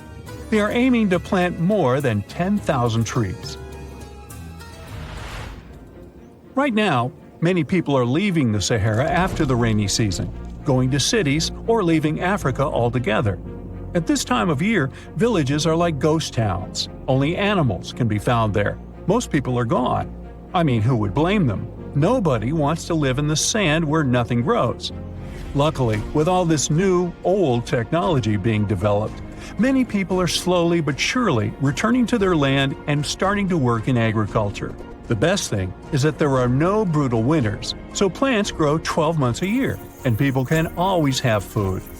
People are becoming more social because now everybody stays in their villages and doesn't travel much.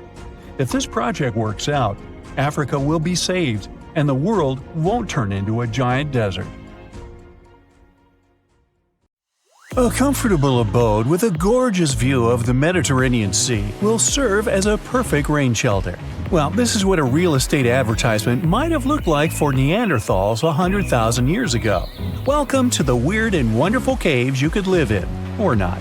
Of course, back then, neither real estate and advertising had been invented yet.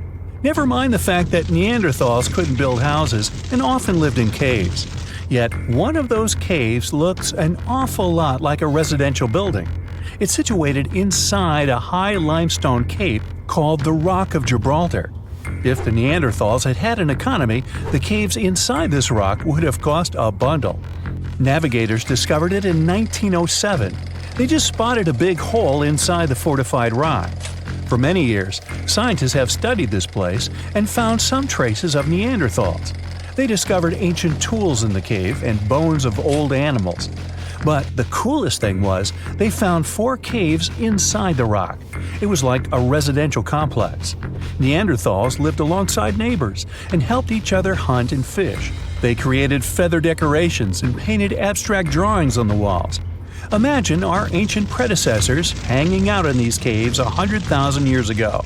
And now, scientists hang out there and study the primeval past of Neanderthals in detail. At the end of 2021, archaeologists uncovered a gap inside one of the caves leading to an unknown tunnel. They crawled through this hole and opened a new space under the cave roof. This place has been closed off from the outside world for over 40,000 years. And it seems it was one of the most prestigious apartments in the entire mountain complex. It has high ceilings with ancient stalactites. The ruined stone curtains divided the apartment into several rooms. Scientists also found the remains of ancient animals and scratches on the walls. It seems that Neanderthals had never lived here, but they used to visit this place. Archaeologists found the shell of a sea snail called dog whelk. One of the Neanderthals brought it here for some reason, but the primary owners of this place were hyenas. These caves show that Neanderthals were closer to humans than to monkeys. They had a way of life and even some customs. There's still a lot of work ahead, and scientists hope to find new rooms inside this rock. Meanwhile, in 2003, archaeologists discovered another early dwelling on the Isle of Flores in Indonesia. Among the green jungle, they found a cave with ancient tools. At first, everyone thought the human ancestors lived here, but then scientists discovered an unusual skeleton of an adult. A thorough analysis showed the skeleton belonged to a 30-year-old woman, 3.5 feet tall, just above the waist of an average adult. The woman's weight was equal to the weight of an adult shepherd. The skeleton didn't belong to Neanderthals or Australopithecines. It was a new unknown species, which scientists called Homo floresiensis, or simply the hobbit.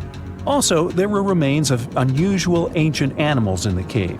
It was an elephant the size of a cow, some large storks, and giant rats. Archaeologists have found out that hobbits were not the owners of this place. The main inhabitants were the rats the size of a cat. Maybe they were fighting the hobbits. Some analysis shows that Homo floresiensis wasn't our direct ancestor. They were in a separate branch of evolution. The hobbit skeleton looks more like that of a monkey than of modern humans.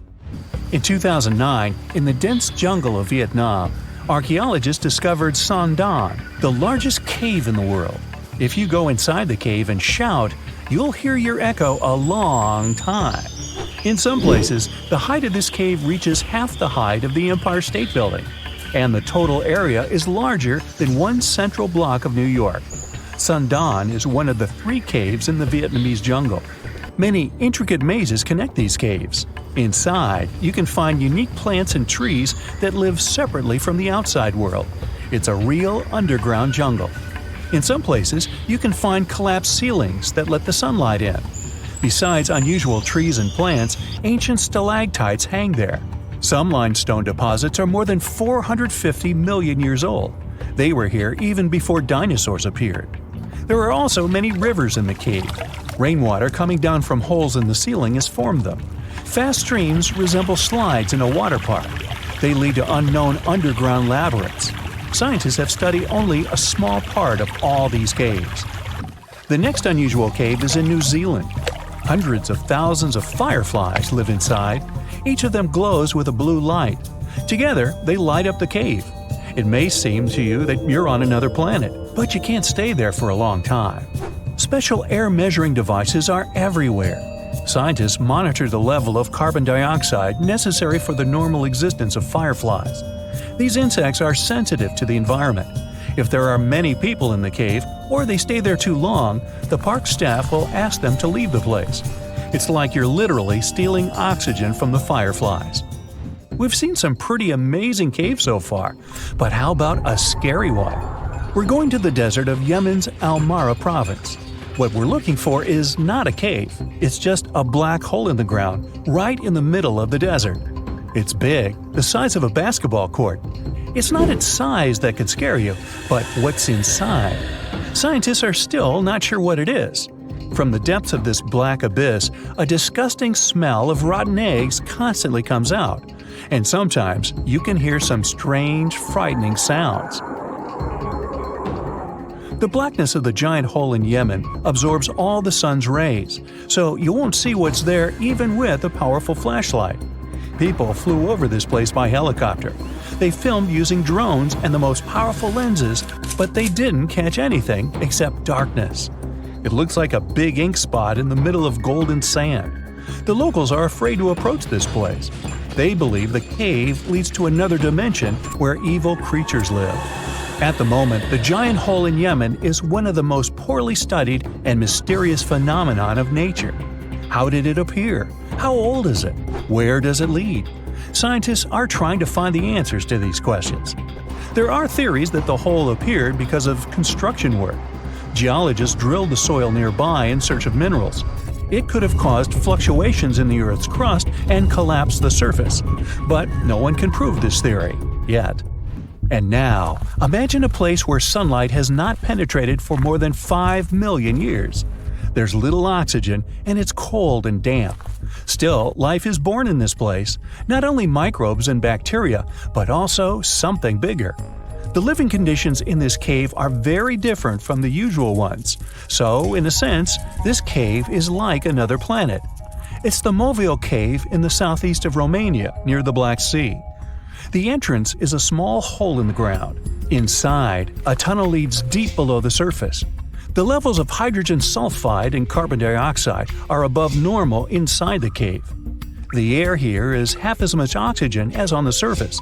People can't be here without an oxygen mask, but other creatures living here can. The cave is home to 48 species of living organisms. 33 of them are unknown. Here you can meet some unusual insects, white snails and white spiders, millipedes with huge whiskers, transparent shrimp, and unique species of leeches. They all live here thanks to the little bacteria autotrophs. They absorb carbon dioxide and release food particles. Bacteria feed on it. Other larger organisms feed on these bacteria, and some bigger organisms eat those little ones. In the end, everyone gets food. In this cave, evolution has created a biological system separate from the rest of the world.